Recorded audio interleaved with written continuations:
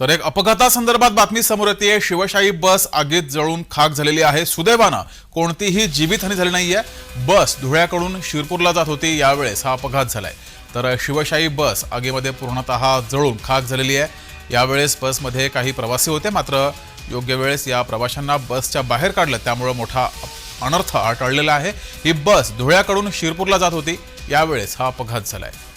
ही दृश्य आपण पाहतोय। शिवशाही बस आगीमध्ये जळून पूर्णतः खाक झाली आहे। आगीचं कारण अद्याप अस्पष्ट आहे, मात्र आगीवर त्यानंतर नियंत्रण मिळवलं गेलं, मात्र त्याआधीच बस ही जळून खाक झाली आहे। धुळ्याकडून शिरपूरला जात होती, या मार्गावरील ही दुर्घटना आहे, अपघात आहे।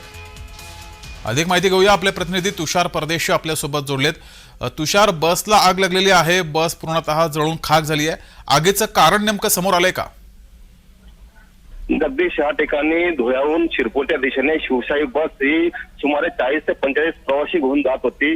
मात्र अचानक ब्रेक जाम झाल्याचं सांगण्यात या ठिकाणी आलेले। ब्रेक जाम झाल्यामुळे लायनरचे या ठिकाणी स्पार्क झाले आणि त्यामुळे ही आग लागली। सुदैवाने ड्रायव्हरच्या तात्काळ लक्षात आलं आणि तात्काळ सर्व प्रवाशांना खाली उतरवण्यात आलं। सुदैवाने कुठलीही जीवितहानी झाली नाही, मात्र शिवशाही बसचा पूर्ण जळून या ठिकाणी खाक झालेली।